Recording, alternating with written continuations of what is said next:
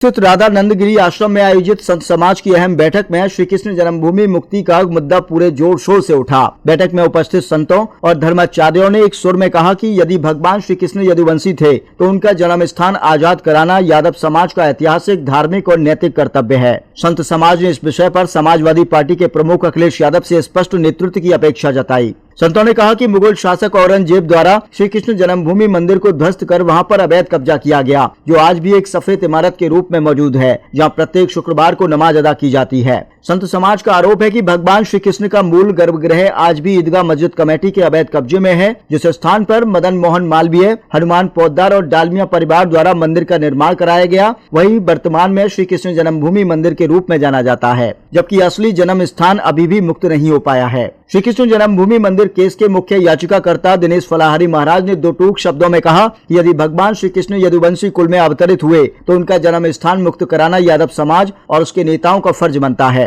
उन्होंने कहा कि अब यह केवल आस्था का नहीं बल्कि अस्मिता और इतिहास के सम्मान का विषय बन चुका है। महामंडलेश्वर रामदास जी महाराज ने कहा कि भगवान किसी एक समाज तक सीमित नहीं है, वे सर्व समाज के आराध्य हैं, लेकिन यदि श्री कृष्ण यदुवंशी हैं तो यादव समाज को आगे आकर अपने आराध्य के स्थान की मुक्ति के लिए निर्णायक भूमिका निभानी चाहिए। मधुसूदन दास जी महाराज ने कहा कि भगवान ने अनेक युगों में अवतार लिया, परंतु श्री कृष्ण का जन्म यदुवंश में हुआ और इस नाते से यदुवंशियों पर विशेष दायित्व बनता है कि वे अपने आराध्य के जन्म स्थान को अपमान और कब्जे से मुक्त कराएं। आचार्य अंकित कृष्ण शास्त्री ने कहा कि भगवान श्री कृष्ण यदु महाराज के जहां जन्मे थे और यदुवंशी समाज को अपने कर्तव्य से पीछे नहीं हटना चाहिए। उन्होंने श्री कृष्ण जन्मभूमि मंदिर को आजाद कराने के लिए संगठित प्रयासों की आवश्यकता पर जोर दिया। साध्वी मीरा किशोरी ने कहा कि भगवान कृष्ण का जन्म यदुवंश समाज में हुआ था और यह पूरे समाज का दायित्व है कि वह अपने आराध्य के जन्म स्थान की गरिमा और स्वतंत्रता के लिए एकजुट होकर आवाज उठाएं। बैठक में सैकड़ों की संख्या में साधु संत, महामंडलेश्वर, कथावाचक और भागवत प्रवक्ता उपस्थित रहे। संत समाज ने स्पष्ट संदेश दिया कि श्री कृष्ण जन्मभूमि मुक्ति का विषय अब और टाला नहीं जा सकता और आने वाले समय में इसे लेकर जन जागरण और आंदोलन को और तेज किया जाएगा। ब्रैड दर्पण 24 के लिए ओम प्रकाश लबानिया के साथ पवन शर्मा की रिपोर्ट। कोई कहता है भगवान श्री कृष्ण यदुवंशी थे, कोई कहता है भगवान श्री कृष्ण जादौन थे, लेकिन हम तो भगवान श्री कृष्ण को यदुवंशी ही मानते हैं और यदुवंशियों से अपील करना चाहते हैं कि तुम्हारे भगवान श्री कृष्ण का मंदिर पर मुगलों का अवैध कब्जा आज भी है। अरे अखिलेश यादव जी, उन मुगलों ने जो हमारे भगवान श्री कृष्ण के मंदिर पर कब्जा किया था, वो अवैध कब्जा कब हटेगा? भगवान श्री कृष्ण का जन्म स्थान आज भी इन विधर्मियों के कब्जे में है। तो जो भी व्यक्ति भगवान श्री कृष्ण को यदुवंशी मानते हैं, उनसे मेरी तो यही प्रार्थना है कि अपने कन्हैया के मंदिर को आज़ाद करा लो। आप आगे क्यों नहीं आते? आप लोग वोट बैंक की खातिर भगवान श्री कृष्ण के मंदिर को भी नहीं छुड़ाना चाहते। अरे ऐसे आपके भगवान इतने बड़े आराध्य थे, इतने बड़े पूजनीय थे, उनका मंदिर तो आपको आज़ाद कराना चाहिए। जय श्री राधे, जय श्री कृष्णा। भगवान श्री कृष्ण के बारे में अक्सर ये प्रश्न उठता है कि वो यदुवंश में हैं, ऐसे हैं, यदुवंश नाता में।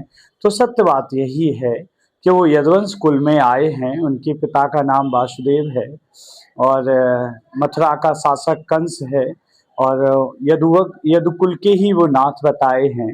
लेकिन भगवान बताइए, क्या कभी जन्म लेते हैं? भगवान प्रकट होते हैं, भाई प्रकट कृपाला दीन दयाला।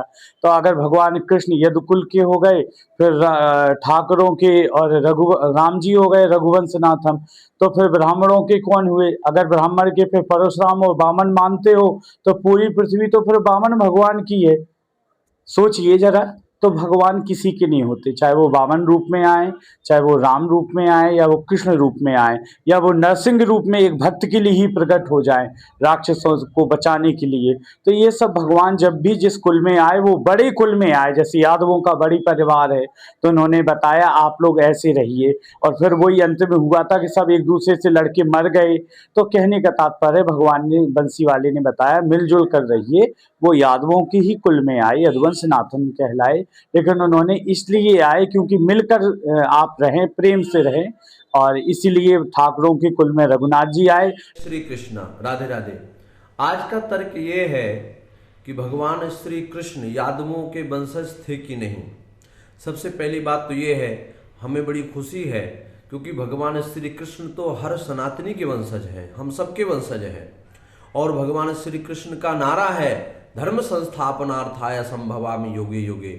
यादव अगर भगवान को अपना वंशज कह रहे हैं तो कोई गलत बात नहीं है, क्योंकि भगवान तो हर सनातनी की वंशज है। और भगवान का ये नारा भी था कि सनातन धर्म की रक्षा करना, ब्राह्मणों की रक्षा करना, गाय की रक्षा करना, प्रकृति की रक्षा करना। भगवान ने सब नारों को अपने जीवन में उतारा है। तो सबसे पहली बात तो मैं आपसे निवेदन करूंगा, भागवत के अनुसार अगर हम देखते हैं तो एक यदु नाम के राजा हुए हैं, जिसके वंशज भगवान श्री कृष्ण हुए, जो कि चंद्रवंशी राजा थे। और अगर यादव भगवान को अपना वंशज कहते हैं तो कोई गलत नहीं है, क्योंकि भगवान श्री कृष्ण तो हर सनातनी के वंशज है। कामाख्या मैं देवी मीरा किशोरी प्रयागराज से।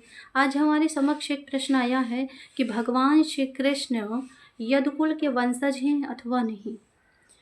तो श्रीमद् भागवत महापुराण में सुखदेव जी महाराज स्वयं परीक्षित जी से कहते हैं कि वर्णयामि महापुण्यम सर्व पाप हरम नृणाम यदोर वंशा नरः श्रुत्वा सर्व पापै प्रमुच्यते। कहते हैं कि भगवान श्री कृष्ण श्री यदुकुल नाथ का नाम लेने से, उनके गुणानुवादों को श्रवण करने से व्यक्ति के समस्त पाप नष्ट हो जाते हैं।